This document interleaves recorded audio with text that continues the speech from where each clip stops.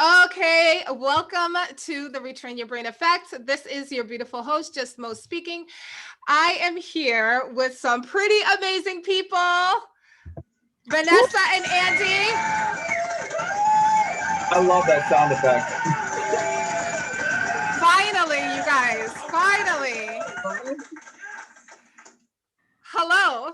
Long overdue. Hello. Long overdue. Yes. Man, listen. Trying to catch you guys on camera is like trying to catch a leprechaun, okay? Nearly impossible. How are you guys? We're using the pandemic as an excuse. I'm not the tough one to catch. This one here, but she's quite the catch. Oh, okay. So if you guys can't tell, we've got newlyweds on the show today. 1 year tomorrow. I'm sorry, say that again? It's been 1 year since our wedding that you attended. Yes, on December 15th. Oh, happy 1 year, guys. Yeah. We got one in the bucket. Woo! One in the bucket. Listen, that one, a lot of people don't make it to one. I'm not going to say anything on that part. Okay, so before we go ahead and dive in, let me go ahead and do my self promo. Dear Me by Mo Martin, What to Tell Yourself When You Feel Stuck. This book is available on Amazon, and it is great for getting your thoughts unstuck, declutter your mind, and help you get and reach to every goal that you set. All right. Vanessa and Andy. Andy and Vanessa. Go get the book, by the way. Go get the book. Go get the book. It's a good book. Guys, thank you. Okay. All Mo products here. You know, before we go ahead and begin, I just want to let my audience know, because you guys already know, Andy and Vanessa are dear friends of mine, really, really close friends, practically family. And I want to thank you. You guys have completely supported the Retrain Your Brain Effect since its inception. You guys are just as excited about what I'm doing over here as I am. And I want to tell you guys, everybody needs friends like you in their corner. So thank you so very much. Before we get into it, I just want to sit there and say, I know we are friends outside of this, but we really do believe in what you're doing. We really do believe in your program. We really do believe in everything you stand for. Absolutely. And that's why we're excited to be a part of it and continuously support you in any way we can. Because we just love what you're doing. It's an amazing thing. She's awesome. Yeah. This is not just guys, she's like this all the time. No, this is for real. Yeah, this is not for the show. Like this is, I mean, I can go to them and feel so like depleted and defeated. And by the time I'm done hanging out with them, they've pumped your girl up. I'm feeling great. I can take on the world. So everybody needs friends like them in their corner. So the reason why you're here, I mean, we can continue. I love. All day. I'll big up the Retrain Your Brain Effect every day. It's a solid concept. I will sit here and we will, we'll do our thing like we normally do. However, we're not here for me. We're here for the people. You guys are here for the people today. The people. The people want to know. Okay, so when I first reached out to you guys, I gave you this nickname, the $1 Million Teacher, and you guys were kind of shy about it. Yeah. But when we talked about it, you were like, hey, wait a minute. That is kind of accurate. Yeah. The $1 Million Teacher. So this is going to be, and let me let the listeners, the audience know right now, this is going to be part one of about 3 to 4 episodes. Okay. Now, don't roll your eyes. Don't grow impatient. Everything that you hear from Vanessa and Andy, not only is it like, it's fact. To me, it's fact because I'm watching it with my own eyes. I'm watching you guys. To go from teachers, educators to where you are now in a span of about, 2-3 years? About 3. Point now it's about 3.5. Like, and just made about 3 years to go from that point to this point. And for me to watch with my own eyes, you guys are blowing me away. So audience, when I tell you that you want to tune into every episode and you do not want to miss not one word that comes out of their mouth, I am telling you true facts. Okay, so I'm going to be quiet. I want you guys to familiarize the audience with because I know you guys. Yeah. And we'll jump in the middle of whatever, but I don't want to leave them behind. So let's start from the beginning. Go ahead and introduce yourself. to the audience? Ladies first. My name is Vanessa Kataxis. Yeah, that's official. She did it.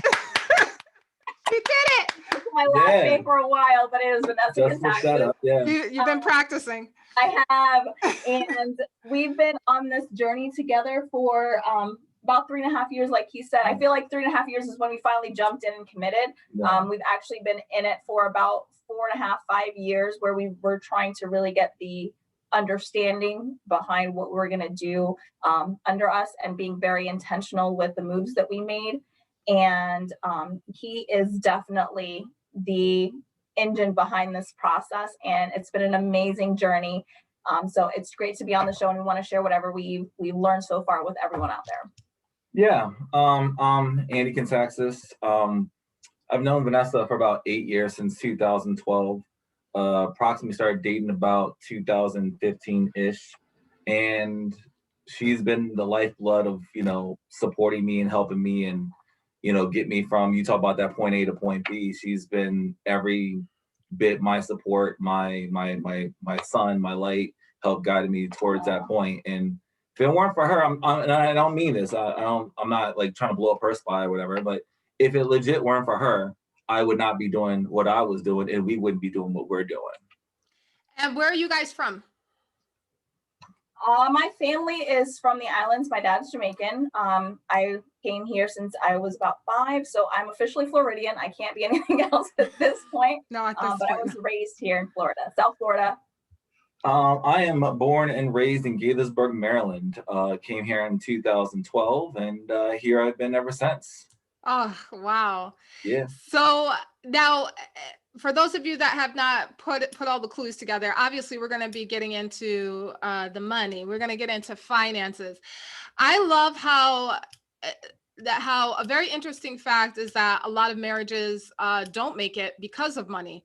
However, this seems to be the opposite with your marriage, is that you guys are growing stronger and stronger because of money. We are going to be talking about finances. Yes, ma'am. That money. Oh, that money. So, hence the nickname, the $1 Million Teachers. Now, do you guys want to tell us the story of point A to point B? Yeah. Where do we begin?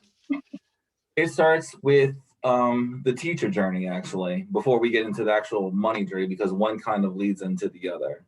All your life, you're kind of told, go to school, K through 12, get your diploma, get your degree, go to college, get a bachelor's, master's degree, whatever it is, and then you go out and do the job. And in doing so, you're protected by that degree. That degree will give you job stability. That job will provide you your finance. That job will kind of be like your security blanket for you. But, I'm here to tell you that that's not true at all. I mean, it gives you a certain amount, I guess, security, if you will, but it doesn't give you that protection that you need. And we kind of put more stock and more faith in that belief, in that concept. And once you find that dream kind of shatters and that's not true at all, you're like kind of left trying to figure out, where did I go wrong? What happened? And that's kind of where I found myself. So I went, I did what I would consider the people's plan, the plan that everyone does. My mom and my mom's an educator. My dad had steady jobs. I had a mom and dad growing up, middle class suburbia in Gaithersburg Middle School. I had a great education. There's no like sob story. It's a legit story that so many, I think, people have. They raised me right. I finished high school on time, got my diploma when I was supposed to. My mom and dad pushed me to go to college. I went to college. I got my 4-year degree there. And then kind of worked some jobs, odds and ends, in and out of that time period. And then came down to Florida, pursued my master's degree in education. So I had my degree in leadership and education. So I'm teaching down here. And then what ended up happening is I really put a lot of faith in security in a job, a corporation, or you can call it the county or whatever you want to call it. There's a lot of faith that you put behind that. And what happens when they drop you? You're just let go, or things don't work out and you have no place to go. And you've put all this faith into something, and you really believe, you when you have faith in something, it's like almost a blindness to it. and you put your blood, sweat, and tears, your work, you know, you're doing things for kids, you believe you're on the mission, and then they pull that rug out from under you and say, nope, thanks for your service, thanks for helping your kids, but we no longer need you anymore. And then it's like you're out in the cold, and it's like, whoa, this thing I believed in, this entity, this place that, you know, I felt I built the relationship with, wasn't reciprocating on the other end. And then when you're left with that empty feeling with no job, no place to go, like when my job dropped me, they left me. There was, I was told, today's your last day. We do not need you tomorrow. But I was like, well, I have, like, you know, my summer to take off or whatever, because this happened at the end of the year. This was in 2016 when this particular, you know, entity left me. And they said, you know, that's it, you know? And I was like, what do you mean I don't come in tomorrow? And I had like an administrative So you had no clue that this was coming. You were just going to work, showing up, doing your thing. And then all of a sudden they're like, oh yeah, and by the way. Because what happens if people don't know the specifics, if you're a teacher, you are a 10-month employee. So you get paid for your 10 months. And then they take some money out of your check every single month. And then they put that into your summer check. And then so when your last day is, they say, here's your money. Or sometimes you get paid over the summer. But when you're an administrator, you're a 12-month employee. So they're not taking any money out of your check every single month. So when they drop you, they drop you. They drop you and your bank account. Correct. And when that happened, and I, you know, I was having this conversation with them, I was like, well, don't I get paid out the summer? No, you don't. You're an administrator, you're 12 months. And I said, well, what about my PTO? They're like, well, we could pay you that out. But I was like, I didn't want one lump sum. You know, I wanted to continue to be paid out. So I had to burn all my PTO. I had quite a bit of PTO, but I had to burn it all. And then I was left with legit nothing because I had not been saving. I had not been good with money. I had not been, you know, doing the things that most people should do. And I think that's, again, the average of Americans. So they're saying they're living off 1 to 2 weeks worth of money, paycheck to paycheck. And then, and the worst thing is, you know, it's not even that. It's that I have to now come home and tell, you know, my girlfriend, fiance at the time, like, I have no job. Wow. I have no job. So if you don't mind, I want to put a pause on your story right there. Now I want to listen to Vanessa's story as to your background of where you're coming from with finances and money and your job and things like that. Well, I was, like I said before, my family's from the island. So when we came here, it was definitely, our mentality is that I think of the In Living Color skit where he goes, you're Jamaican, so you have 1, 2, 3 jobs, 4 jobs. And it was very much the case with my family. Everybody was always working. There was never a time where we didn't have a backup plan. And there was always this thought of you have to have a safety net. And so as I grew older, that was definitely a prominent driving factor in me working as hard as I did. When the situation happened with Andy, as someone who's also in education and has been in education administration, I've seen these things happen with other people too, where depending on the funding of a particular position, once the year ends, that funding stops, it's no longer provided by the state, so that position's no longer there. And seeing that happen to him and not having him get like the courtesy of being informed in advance. It was literally going to work, you're preparing for the next day, and somebody's like, oh, there is no next day. Wow. And going through that with him really solidified our necessity for the next step of this journey, where we had to come up with a plan where we were able to make sure that we had more control in where our finances came from. We couldn't just leave it into somebody else's hands. And as I grew up, I know that my father did dabble in a little bit of real estate here or there, and was trying to do the passive income component of what we're going to share a little bit more about. But as I grew up and saw some of the pitfalls in that, I kind of was able to share with him different directions that we could take or avenues that we could take based on the knowledge that I knew, which was very minuscule at the time. Right. And when he came home and we had that conversation, luckily we were still in a position where we could maintain our style of living because of the fact that we didn't really live above our means. So I wasn't worried about the finances, but I was worried about his desire at that point to make sure that this situation never happened to our family again. And he was adamant about it. Yes, that right there. And I'm glad you said that, because this is going to be a perfect segue into the next segment of the mindset, because something like that, and then not only the fact of just losing your job, but losing it so drastically and randomly like that. Like, you know, some people know it might be coming. You know, you've been having problems, or you've been getting written up, or whatever the case is, but you're going into work, doing your job every day, having, you know, decent days, and then out of nowhere someone just taps you on the shoulder and is just like, there's the door. Yeah, your And position is then no no longer more, needed. yes, and then no more, you know, that financial support is gone. So that is that tears people down.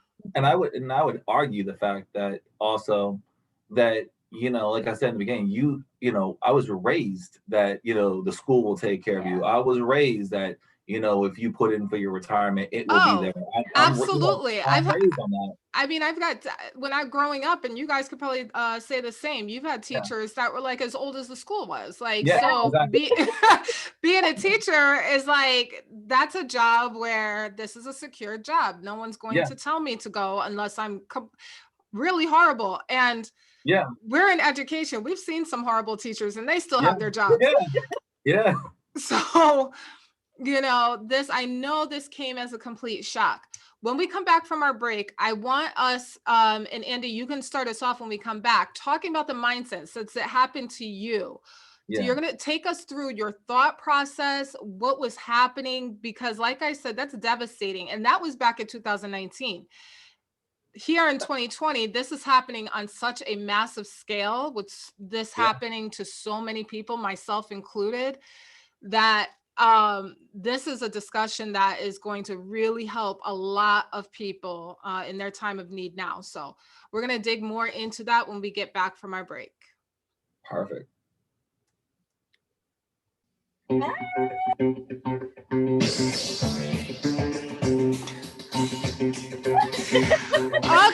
we were over here jamming and chit-chatting and talking and everything, and I'm so glad that you guys have stuck around and we are back from the break. Andy, we were talking over the break about the devastation of losing a job, especially when you've done nothing wrong, okay? It's justifiable when you are a crappy employee, okay? So if you're listening to this and you are a crappy employee, sorry, you deserve to lose your job. We're not talking to you. We are not talking to you. But, you know, all jokes aside, you are there, you show up, you show out, you do your best for a company, and just out of the blue, we no longer need you. Not even the 2 weeks. Don't come in tomorrow. So your mindset, take us through the emotions, the mindset, the conversation that was had. Take us through all of that. You know, without getting into too much detail about the whole thing, you know, it was the last day without kids and everything. You're called into a meeting with people above you. You know, there was no conversation about what took place or what was happening. I'm just like, okay, you walk into, you know, a room like we've been called in so many times. And basically they said your position is no longer available. It ends as of today, and tomorrow you're on your own. And then I go to figure out what was going on with, you know, my PTO, because they didn't need me because I thought I was going to get paid out, to realize that I'm not going to get paid out, and to realize that I had to now start burning my PTO time to like start scrambling to start figuring out what am I going to do. And luckily enough, you know, we don't take off days, you know, as teachers. So I had enough days to, you know, work out 2.5 weeks. And that was just at home, me trying to figure out and having conversations with Vanessa about like, what do we do? What do I do? Well, yeah, because you literally had to try to scramble now, knowing that you're no longer getting paid as of tomorrow in 24 hours. Your steady paycheck coming in, your steady stream of income is gone. take us through your mind. What was that drive home like? What was that conversation with your then girlfriend? Yeah. You know, what? It's rough on a number of levels. I mean, you question yourself, you question your ability, and then like and it sounds really bad, and I don't mean to make this sound like, masculine or feminine, but like even as a man, you're expected to provide, you're supposed to, take care of your person. And the fact that I couldn't do that anymore, the fact that that was taken away from me, that's like soul crushing. And then the fact that, my whole life, my mom, my dad, you put faith in these people or entities or companies or, the government or whatever it is. I'm not saying that people shouldn't trust, but I put all my chips in on this table. And for that to be taken away, that was a rough ride home that day. And I to be honest with you, it was hard for me to put together words to even tell her what had happened, because most times you lose your job, be like, what did you do? Oh, yeah. What did you do? What's your part in this? There's got to be another side. They didn't just let you go. Normally they give you 2 weeks. And for me to be like, no, they didn't. That's it. And then, that was a conversation in herself. But, luckily I have an amazing wife and that then girlfriend who understood and stood by me.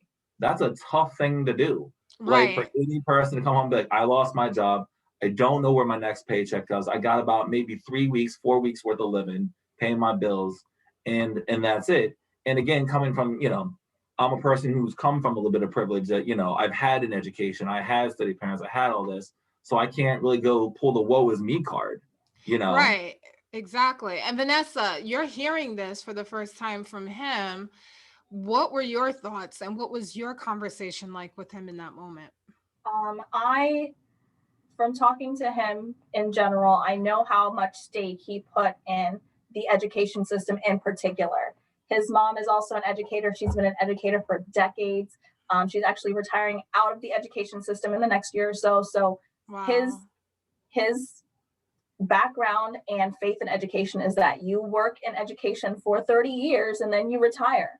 And that was the kind of faithful educator he was. So when this happened, it really did a number on his foundational understanding of what was supposed to happen. When you work hard, you're supposed to be rewarded. And for him to feel as though he worked as hard as he did, and instead of being rewarded because of bureaucracy and the way things are just set up, he's put in this position, it was very difficult. And it was difficult for a while. Wow. And I feel the hardest part for me was experiencing his disappointment in the system that he trusted so much. It was difficult, but it definitely provided us with the opportunity to think differently about everything. We had some really deep talks after that. So would this be, is it safe to say that this was the spatula moment for you, Andy? Yes. It's hard to say that that's the specific moment when that wasn't a day, that wasn't a specific minute, that was months of crushing, soul searching. Like that didn't, you don't just lose your job like, well, today's a special moment. Yeah. Let's just turn that around. That doesn't just happen like that. I was demolished. I was depressed. Yeah. I was angry. Yeah. I was frustrated. Everything you think you could feel. And because I had such a good support system, she's the one that truly reached out her hand and pulled me out of it. Because if it weren't for her, I probably would have been done with education and everything, period. So talk me through the process. Oh, go ahead, Vanessa. What were you going to say? Sorry. Once that happened and we finally processed it, he built so many strong relationships within education that he was able to reach out to a colleague of ours who's also a leader of a school who definitely valued what he brought to the table into education. And the transition from one job to the other was pretty, I wouldn't say seamless, but there wasn't a lot of time in that transition. So he did get another job soon after losing this, but I feel as though what it did do to us is it still made it very clear that there was going to definitely be a change in our approach to making money. This could not be a situation that we're put into again. And it definitely catapulted our desire to looking into other ways of supporting our income or supplementing our income. And it led to us hearing something about real estate and me having a little bit of a background knowledge on it to kind of elaborate on it. We went to some seminars and getting the information they provided, and it made it very clear that this was the direction that we were going to be taking, just because of how it lended not just to financial security, but what was even more important for us was to be able to build a solid foundation for a future family. And in education, you are a mom and you've worked in education, you know how much time you have to very demanding job. Very demanding. Yes. It is. And we wanted to make sure that once we started having a family, we were able to lend our time to what we felt was most important, which was that family, and not deviating from education, but making sure that we had something else prepared and ready to fall back on once we established that family was definitely something that propelled a lot of our conversation, and we decided that real estate was the way to go in order to find that time to spend with family and still have that income coming in. You know what? You are not even lying about that. And I want to take a moment to thank anybody who is in the education field, especially right now. I can't imagine. I think you guys are still in the education field going through this pandemic.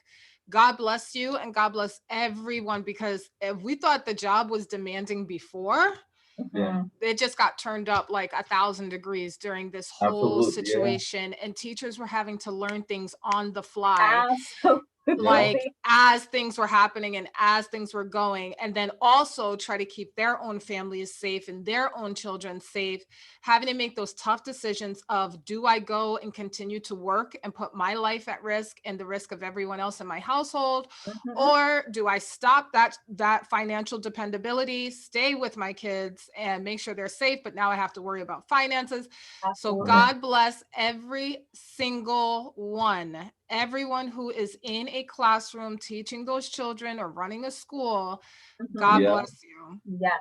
We support that. The one thing that people don't realize in education, it's a job that you work and you make money and you end up spending your extra time working on things within the field, and you spend your finances supporting the things that you need to use in the classroom or supporting the kids that don't have, or so your money and your time that is supposed to be yours that you're making from working is going back into what you're working towards.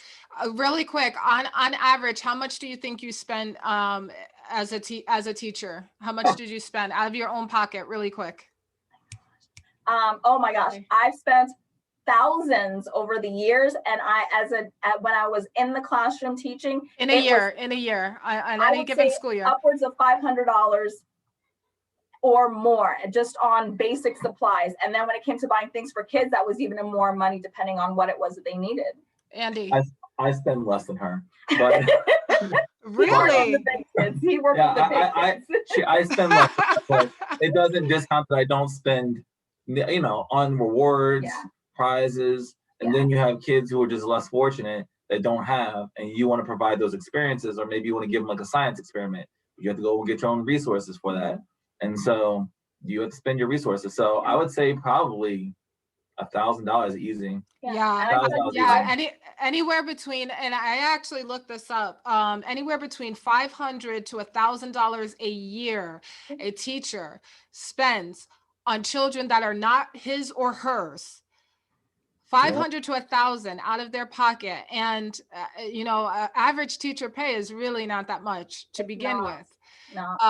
And it's because out of the passion and compassion that we have in our hearts, and actually I didn't even know that you could get reimbursed for your stuff. When I found that out, I was like, well, hold on, wait a minute.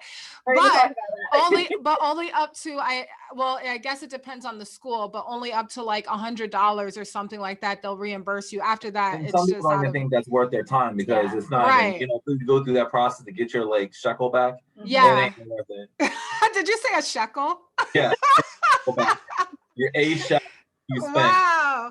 Yeah. So, God bless teachers. A number of teachers actually have a second job. So they're working, teaching full time. And in order to supplement that income, they work a second job on top of spending additional hours Wow. supporting their students. So you guys, teachers, do so much, and you guys don't get the credit that you deserve. So No, they really don't. And there's some really amazing teachers and educators out there. I know we've got our bad ones, we've got our crappy ones out there, and we see And, you, and I would say but that's the we tough part also about it. see the really good ones. That's the tough part about it. We put all this energy into it, and then when something like that's taken away from you, is demolishing. it's devastating. It is. It's devastating. So Andy, I want you to take the audience through your process personally. So I hear that you've attributed a lot of you regaining your mental strength back because of your partner, which Yeah. is so important to have someone around you that's going to speak life into you. Yeah. What else did you have to do personally to get yourself back out of that swamp of emotions and devastation? Well, what it was is, I believe that you should go through like a process. You're allowed to be angry. You're allowed to be upset. You're allowed to be, all those emotions because you need to experience those things. I don't believe in hiding those things. I don't believe in running from those things. I believe you need to, experience them and go through them full force. But during that time period, there was a lot of conversation with Vanessa, a lot of like, and some of it was, I won't call it, fighting or anything, but it was heated discussion about what to do next. And Vanessa's a big proponent of, you got 24 hours to 40 hours to feel how you're going to feel. Yes. Back up, and then you're going to dust yourself off, and you're going to get out this bed, and you're going to take a shower today, and you're going to go out there and be somebody. So that's what that was like. But that was that. I mean, I don't want to make anybody say that this was a day, this was 2 days. This was like months of feeling like this. But what the most important thing Vanessa did was be there for me, start, having just conversation after conversation. And that's so like pride swallowing sometimes. And again, I love this woman. She would never make me feel bad. But when you have to get set, I don't know how I'm going to get my money. I don't know where I'm going to get this job. I don't know who is going to take me now. Because, what other school district is going to say, what were you doing last? Well, I was dropped. Yeah. Well, what did you, what happened there? I don't know. They just dropped. Yeah. So like trying to go through that process. But the biggest thing she did for me at that time was she's like, we need to look at some other options. You need to start, reading some books. And so she had Audibles at the time, and she was like, I have this one book, why don't you try it out? And it was like Rich Dad, Poor Dad. And so I was like, very skeptical. I was like, what is this thing? Audibles, whatever. And I just listened to it. And I started hearing another way of life. And then I started talking to Vanessa about what I was listening to and what I was hearing. And I started to figure out that there was other things going on than, going to get a job and working for a paycheck. So that's where my mindset started to change. I had an awakening. I had like two awakenings, if you will. I had one where my faith was kind of shattered in the system that I believed in. Yeah. And then I had a second awakening that there was other things out there other than going to work for a job and making an income and having to spend my time and my effort someplace. So there was and I didn't know what it was, because when you have like an awakening, there's no like definitive, no one's telling you what, you hear something and you're like, your brain's now like awakened, and you know something's wrong. Something's wrong and something's not right with this picture. And I was feeling that. And again, having that conversation with Vanessa, we were able to start walking through that. So she was like, let's get the next book. So I would listen to the next book and then get the next book. And then I would listen to the next book. And then I was starting to like piece together that there was a life outside of finding a paycheck. And meanwhile, on the other hand, trying to reach out to people who I could still find a job, because it's not like you just become an investor overnight. It's not like, oh, you're just going to start investing. It's a slow and tedious process of like putting things together. And again, the biggest proponent throughout every single step was Vanessa supporting me. And I need the audience to know how risky this was for her. Here I am, a guy with no job, no money, running out of money very quickly. Like, I didn't know how I was going to pay my bills in 2 months. Like, I really didn't. And she is like, read a book. Read a book. Here. Oh, the book was good? Listen to another one. Instead of like go out and find a job, like go to anywhere, because I probably could have gone and like found something immediately, but I was just so shaken and so upset. I really wasn't in Well, the mindset and that's a good point, Vanessa. Why wasn't that your response? This man is one of the most driven people I've ever met. I would actually say the most driven person. Wow. So me being concerned that he was just going to turn into someone that was just gonna like give up and quit and veg out on the couch, that was never a concern for me. I felt as though I knew that he was going to find another job once he got to that place. But what was even more important was that he's an incredibly compassionate person, and he was broken because of the amount of trust that he had for the system and the amount of compassion that he put in the people that he worked with to be honest with him and to have his back because he had theirs. And I knew that it was necessary to ensure that he holistically was being addressed and not just get up and get a job, because you could get up and get a job, and as you're in the job, you're still stuck in what happened to you, and it's going to perpetuate more issues in the future. So he's an educator, so learning is what he does best. He learns to apply. So we needed a way. He was talking about finances, and we initially he heard about Dave Ramsey, and looked into his book because we had to set up ourselves financially to be able to maintain just in case. And after he did that, he was, saying, we have to find a better way. It can't just be this. I don't want to be put in a position where someone has that control over me. And that's where the Rich Dad, Poor Dad books came up, and him starting to listen to that, and the immediacy of his response to what he was hearing, and the concept around passive income it was such a light bulb moment for him, where he was like, wait a minute, that's a thing? I didn't even know that existed. And neither did I, to be honest. I never heard that term before. And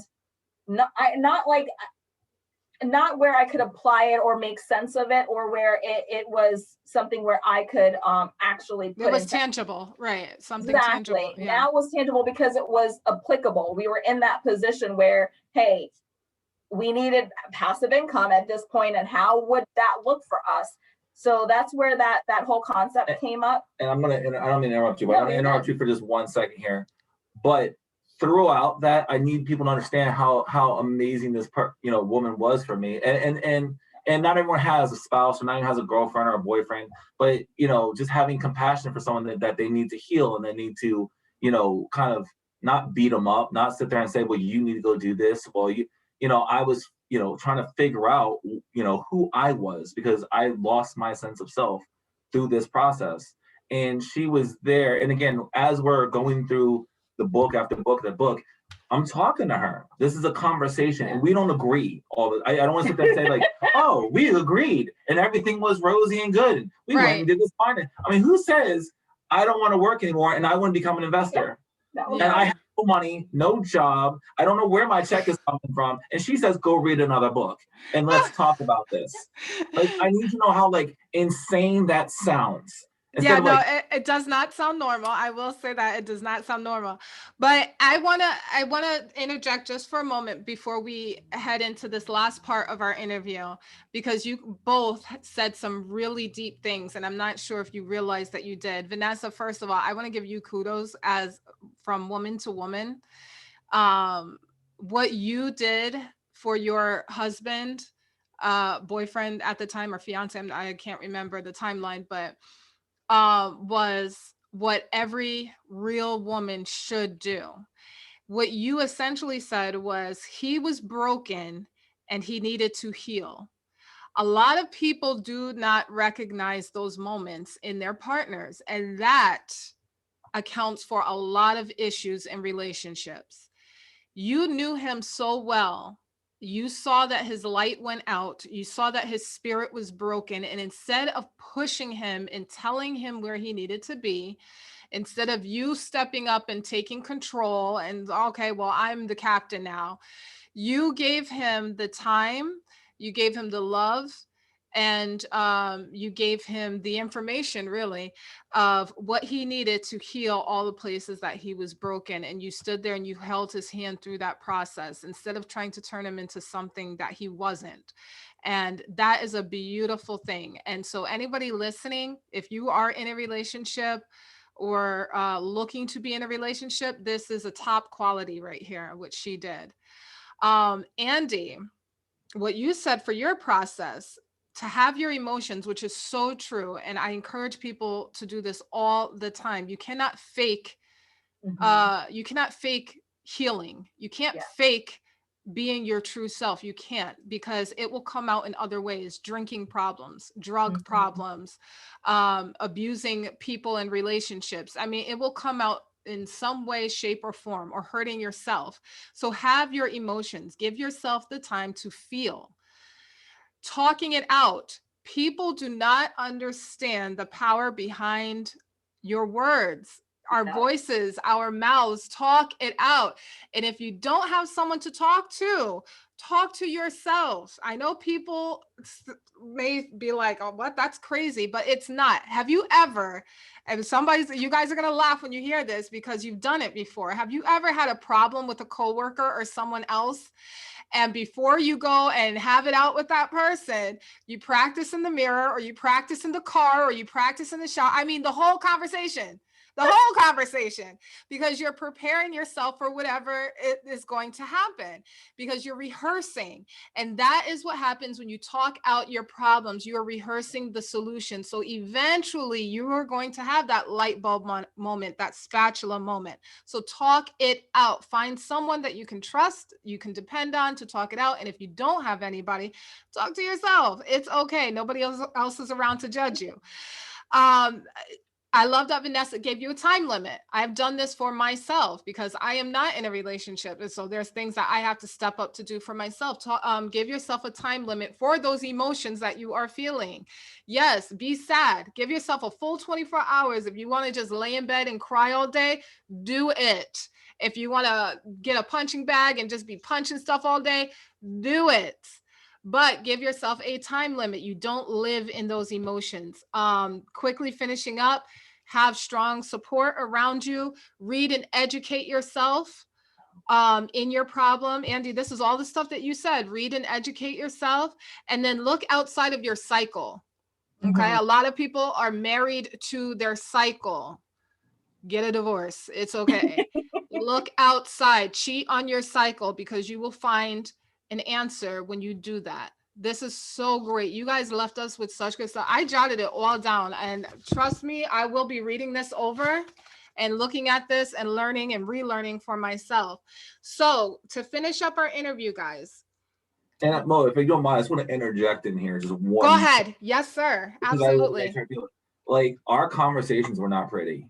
I need you to, like, people to understand that they were not real. Like, my heart was hurt a lot because she said some things to me during this whole process. Like, you think that, you believe that, oh, that's what you want to do, explain that to me. And it's pride swallowing. It really hurts. It hurts, but at the same time, it's healing because she's not telling me what I want to hear. She's telling me what I need to hear. So when you're going through these types of process and you're broken and I was probably the lowest that I've ever been. She was helping me heal, but through honest conversation, and it hurt. And when we have those conversations, I say things that might hurt, but it's never done out of malicious. It's always done because I love him. And my intention is never to be, well, not never. My intention is usually not about being right. It's about being honest in the moment and loving him. And I'm learning about it's not always about being right. So we're not perfect in our journey when it comes to these conversations, but when we share what we share, it's always 100%, and it's always with the intention of, hey, I'm saying it because I love you. Yeah. And this is where it's coming from. And I'm glad that you guys said that. One more little side story here, just on a note. Like the most important moment in my life with Vanessa, just as our relationship, and this is a big part of what we do and what we are. Yeah. When I first met her and I was talking about moving in with her, and we were having this conversation because I needed a place to move. The first thing she told me is I need you to be 100% with me. 100%. She's like, I don't care what the truth is, whatever it is, it can be horrible, but you need to be honest with me. And that's really guided not just our relationship, but that guided this whole process. Absolutely. This guided the whole thing, that 100%. Like the ugly, the stuff's gonna get you, you know? Yeah. And that's why it's important to do this with people that you trust, and that are strong and not going to take this, your vulnerability, and use it against you to break you down further. So let's go ahead and now fast forward just a little bit to the fruitfulness of all of this reading and all of these talks and everything that was happening. So you want to know like our status right now, where we're at? Yes. Okay. Well, right now we own 3 properties. They're probably evaluated at between $750,000 and $800,000. We have a good, healthy, and I mean good, healthy chunk of change in our account. So, for example, if just the worst case scenario, if she were to lose her job, I would lose her job, we wouldn't sweat. We wouldn't even think our bills would be taken care of for at least 6 months. Wow. And we're looking at doing our next big deal here. We have a potential partner, and we're looking at possibly a much bigger unit than we got. We're excited about that. So, oh my gosh, this is exciting. Every time I talk to you, you guys are like building, it's just building more and more and more. And I just saw you a few weeks ago. Something's came up since we spoke. Yes, I love it. I absolutely love it. So you jumped all the way to the now. I was talking about like the now, like the beginning of the now. No, but that's okay. No, that's okay. So you guys ended up jumping into getting a property. Yeah. We actually, after listening to some of the Rich Dad Poor Dad books, we heard something about a seminar going on specific to real estate, and we went there, and as educators, we were not very impressed about the way that the seminar was ran. The way it went down. Yeah. We criticized the heck out of that. But what they did do is they provided us with resources, and the worst thing you can do is give teachers resources because God knows we can definitely make that work. Yeah, I was gonna say, because I was at the home doing my little spiel, but I was doing my research just online, with stuff you hear, because in books they plug different things. So I was just looking at the seminars, and I went to Vanessa and I was like, hey, do you want to go do this real estate seminar thing? And she's like, what? You want to do this real estate seminar thing? Like, how much it cost? How much it cost? Right. How long do we have to be there? And so she was brave. We were going into like the abyss, like the unknown. You might as well. Yeah, you took a leap of faith. Like, what did we know about real estate at the time, or about financing? I only knew what my books told me, and she had some experience with it. So we went to that thing, and like it wasn't the greatest seminar, but again, it y'all keep ragging this seminar. No, but it expanded our eyes. It let us know again. Furthermore, there's something that we don't know. Yeah. And they made the mistake of giving teachers resources. And this is the queen of the resources right here. We still got those resources to the day. And we just started like peeling through the pages, researching, highlighting, underlining, So it wasn't like, oh, you just jumped to be an investor. I mean, there was a huge learning curve. And I think that's what they provided us. It was the initial seminar was free. And then how they talk you into, the paid seminar. And they did. They talked us into it where you buy one ticket and you get somebody to go for free. And it was a couple $100. And I was like, you know what? What's the worst that could happen? I waste $200, $300 and realize that this is not for me. Okay, let's do it. What we did get out of it though was they listed or they discussed a number of different ways of thinking around real estate and finance that I had never heard before. And what this man did, because I love the resources, don't get me wrong, but he went through that book with a fine-tooth comb and he researched every topic in the booklet that they gave us as a follow-up that I'm sure they thought nobody was going to ever read through. Oh, no. Because we use that as a roadmap essentially to educate ourselves for what these different terms mean. When they talked about passive income, or they talked about using other people's money, it was like, that's stealing, that's not legal, that's not ethical. But realizing that there were so many things out there that we didn't know were at our disposal. Yeah. And he went through and he watched every YouTube video that he could find. Hold on, before that, here's how it went.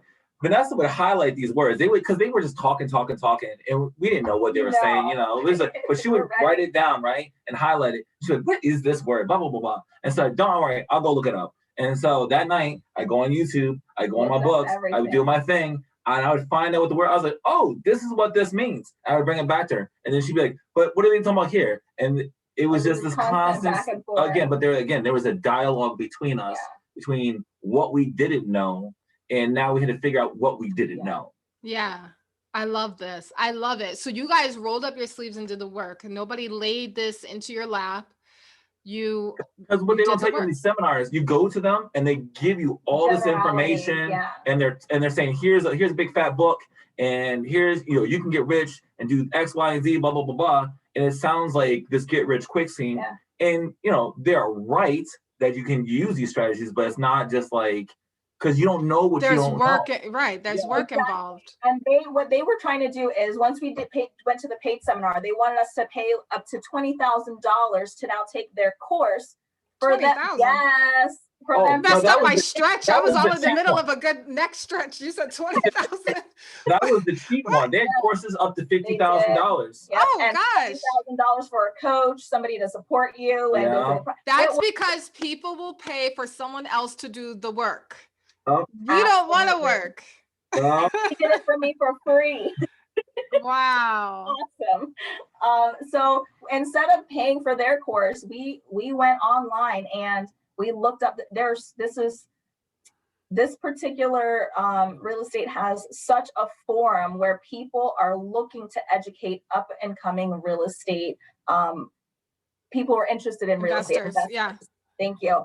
And we didn't realize how supportive this community was until we just started doing the research behind it. Yeah. There's actually SCRR. Yeah. Am I saying it right? It's a Central Florida, so CFRI, Central Florida Real Estate Investors Group. And it might be like a $50 annual fee or something like $200. Yeah, oh, because I didn't pay it. He paid for me. Right. There's an annual fee.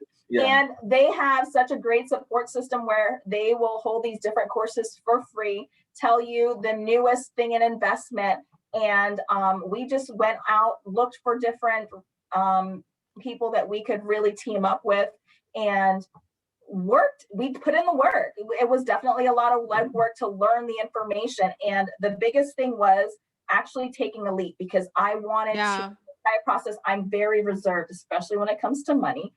I'm not trying to spend it. And he was like, you know what? We have to take a leap of faith. And that's where the first property came in, where I didn't think that we were ready, but he's like, we need to move, and we need to move with intentionality. He goes, we put in a lot of work into getting where we were. And keep in mind, right? We're talking about this whole process about, we're doing this. I had no job. I had no job. I had no money. Yeah. I was going broke quick. Yeah. And this is happening. And we're talking about buying a house with no money. Yeah. Like, so I want people to understand. Yes. And I'm glad that you said that. So in our next interview, because we're coming to the end now, when we get into the next interview, I want you guys to kind of do a step-by-step and explain to people how you were able to purchase your first property with no money, with no job. Because when you think of purchasing property, like I purchased my home, I had to have a job. I mean, the banks were all up in my business. I thought we was together. I'm like, okay, so, every dollar was spent, like they are on it. And people know you have to be in your job for at least a year, and you have to have this credit score, and you have to do this and have to do that. So automatically when people hear purchasing property, they check out mentally, because they're like, oh no, because there's just too much that I have to give into that. But you guys were able to do this without a job, without your own money. And let me just give you a quick timeline on that, just for your next episode. I lost my job at the beginning of the summer, And by almost at the end of the summer, we had our first property. So this took place over the 4 or same 5 summer? months. Yeah. No. Yeah. No. Yeah. 5 months. Wait, you said in the beginning of summer to the end of summer. Okay, now Yeah, remember, so- this is Florida summer. No. So I'm like, that's a long summer. My job was at the end of a school year, Yeah. right? Okay, so that's like May. Okay. And So it was then at the beginning of the upcoming school year. yes, at the That's what it was. beginning of the Around upcoming school year. September. Yeah. August, September. Yeah. Holy, oh yes. Okay, we all gonna be. Look, I know I have to host this, but we are all gonna be listening in. Oh my gosh, I can't wait. I cannot wait until you guys start breaking this down for people, because I just wanted them to get familiar with you guys first, hear Yeah. your story, hear where you're coming from, because, you know, we see a lot of stuff on social media. We see people advertising about real estate and get involved and invest and passive income and this and that. And a lot of it is disheartening because it either requires way too much from you or it's a scheme. But like I said in the beginning of this show, I have literally watched you guys, like watched with spectacles, and you have worked this to now 3 properties. And that's why I call you guys the $1 million teacher, because you're almost to $1 million in your assets, or just about there. And working regular jobs, just like I was doing, just like a lot of people that listen to this broadcast. And you were able to turn your situation around. And I want you guys to get that information out there and help people. So when we get back into episode 2, now, part 2. When we get into part 2, people come prepared with your pens, pencils, notepads, so that you can jot this stuff down, because if they can do it, and I love you guys, no shade, if they can do it, anybody can do it. Yeah. Do you have any last comments before we go ahead and end? I'm just excited for part 2. Thank you for having us. We're just excited to be a part of this and to retrain your brain, because everything we talked about is exactly what your show stands for, retraining your brain. And that's what we legitimately had to do. Yeah. So we stand behind your show, you, and everything else. We just love being a part of this. Thank you so much. Guys, again, don't forget, you can follow the Retrain Your Brain Effect on Facebook, on Instagram, and you can also follow Just Mo Speaking on YouTube, so that you can continue watching your favorite episodes. Guys, do you have your own Facebook page or YouTube channel that people can follow? And we do. We just put this out. We're very excited about. It's called AVK Wealth and Finance. And we're putting together just information to be able to help support people, how we started our journey. And, you know, all we're trying to do is provide light to show that there's another way to life other than getting a paycheck. Guys, I need everybody to, I mean, I want you guys to follow me too, but go ahead and follow me first. Yes. Yes. That's the only way into their page. You have to follow me first. AVK. V as in Vanessa, K as in Texas. I wanted Vanessa to say, she got to keep practicing. A as in Andy, V as in Vanessa, K as in Texas. AVK Wealth on YouTube and Facebook. Make sure you guys look them up. Follow their story. It is amazing. It's miraculous. It's awesome. I love every piece of it. Guys, thank you so much for joining me on this show. I cannot wait for part 2. I can't wait. It's going to be awesome. Thank you guys for joining, and everybody else, hang on for just a moment. Coming up next.